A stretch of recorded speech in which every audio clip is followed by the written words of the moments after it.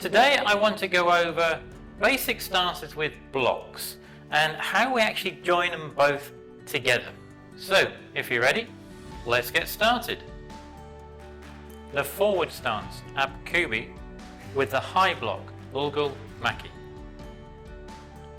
Just before we begin, if you want to recap on how to do the actual stance or the block itself, I've put a link in the description below on the actual videos on how to do this. The first thing we need to do is actually take a look at the stance and the block separately. So let's do that first. The forward stance. So let's do a quick recap of the actual stance itself. Now with the stance, it's 1.5 steps long, and there's a parallel distance between the big toes, so it's just in a parallel line. And the width between the toes is 1 foot width distance. And the toes of the front foot are facing forward. The front leg, knee, is bent so you can just see the big toe. And when you're looking down from a straight position like this, you can see the knee and the big toe together. The back is straight. The back leg is straight and the foot is angled at a 30-degree angle. The weight ratio distributed is on the front leg. It's about 70%, 2/3 of the weight is on the front leg, and on the back leg about 1/3 of the weight, 30% of the weight is on the back leg. The body is upright, my chest is facing out at a 30-degree angle and I'm facing forward. The high block. Now, when we're doing the high block, what we're doing, we are blocking on the center line, so where the wrist is, we're blocking on our center line straight down. We're blocking from the wrist down 2 inches.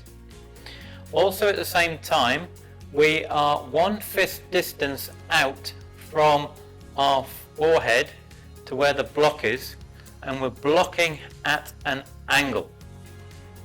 And our opposite hand is back on the hip.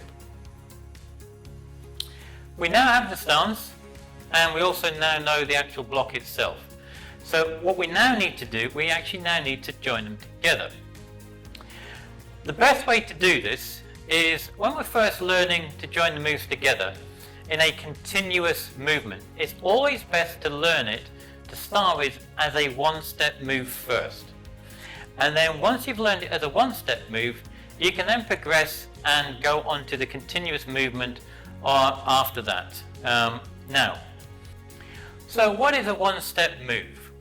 Well, to begin with, you start in the actual chumbi position, and you always start with the left leg first, and you then step with the left leg into that stance and block that you're actually doing. So if we're doing the forward stance, I step into the forward stance, and if I was doing a middle block, I'd do the middle block. And then from there, then you come back into the chumbi position. Then you would then step with the right leg.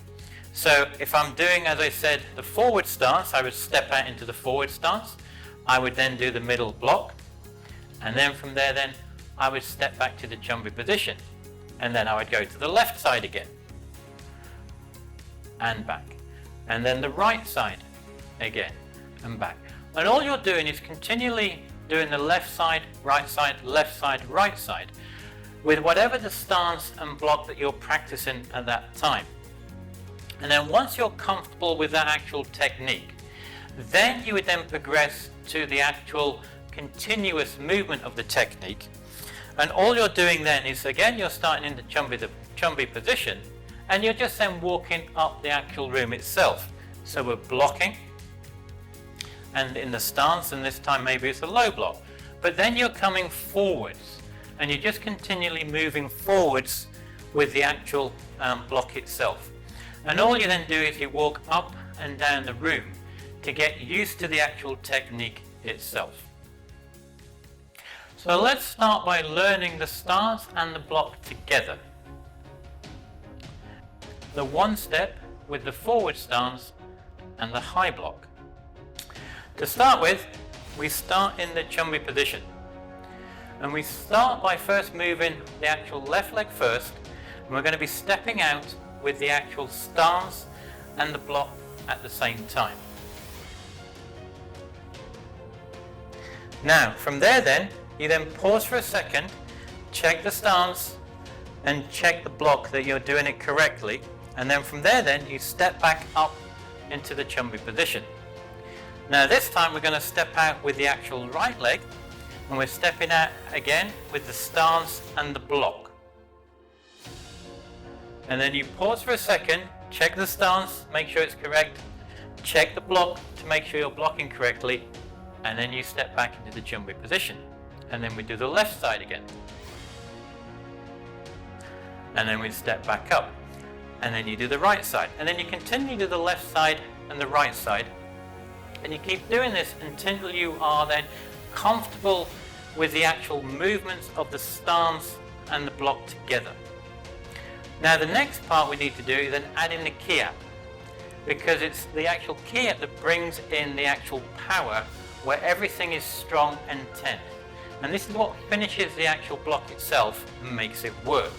And if you're unfortunately ever in a situation where you had to use it, always make sure you use a Ki Hap, because it's that Ki Hap, as we said, that gives you the strength and the power that makes the block work, that will then help stop or deflect that attack coming towards you.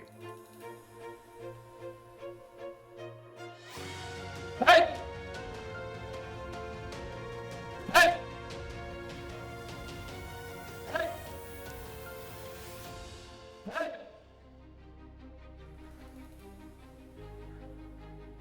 Now we need to go and do the continuous technique. As before, we start in the chumbi position.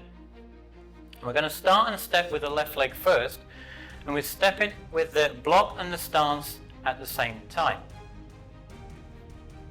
Now from there then, you pause for a second and then check the actual stance is correct and the block is correct before you move on. And then we're going to move on again, and we're stepping forward with the right foot this time.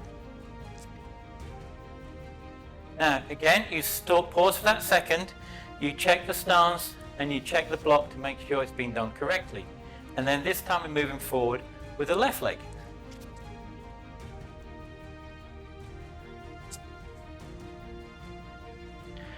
And all you keep doing is you keep moving forward to get used to the joining together of the actual block and the stance together. Once you get to the end of the room, you then turn around and go the other way. And you just keep doing this just to get used to the feel of the actual movement. Now the other thing to really remember is you must always then add in at the same time the Ki Hap.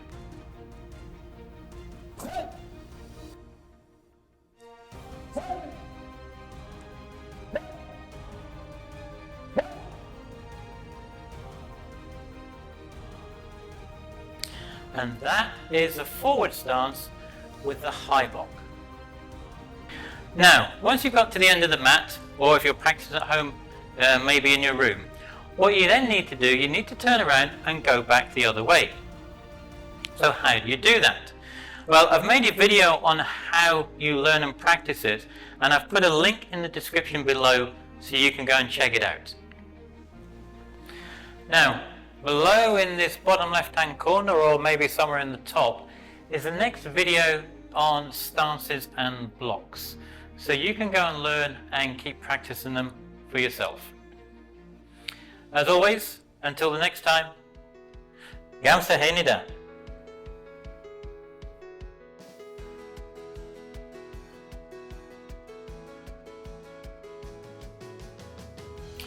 What are the stances and blocks used for? With the stances, it is to do with the actual distance from you and your attacker. So the stance you use depends upon this distance. With the walking stance, it is for more closer, short distances to the attacker. With the forward stance, you use the forward stance when the distance is slightly longer away from the actual attacker itself. And with the back stance, again, this is more closer to you. So if the attack's closer to you, you would use the back stance as a shorter distance attack. And with the horse stance, This can be used whether that distance is slightly longer or shorter to the attacker, and it is also used when the attack is coming from the side, not to the front, to the actual side itself, because the horse stance is very strong on the side, not as much to the actual front or the back. Now with the blocks themselves, the block you're going to use will depend upon the actual attack and how it's coming towards you. For example, the low block is for anything from the waist downwards. So if anything is coming towards you from the waist downwards, you would use the low block. With the middle block is used from the waist up to the shoulder. So if there's an attack coming within this area here, you would then utilize the actual middle block. And then finally, with the actual high block, if you have any attack or if something is coming down on you from the shoulder up to the head, this area here, this is the area you'd utilize and use the high block for. So the stance and the block you use will depend upon the actual situation that you find yourself in, and depends on what's actually happening at that exact moment. And it's then for you to decide which stance and block to use accordingly to help stop or deflect that attack or that object coming towards you. Now the other thing I must add in at this point is when you're actually doing the movement, is you must always remember to add in that Ki Hap, because it's a Ki Hap that will give you that extra strength and power when you're doing the stance and the block to help really stop or deflect that attack coming towards you.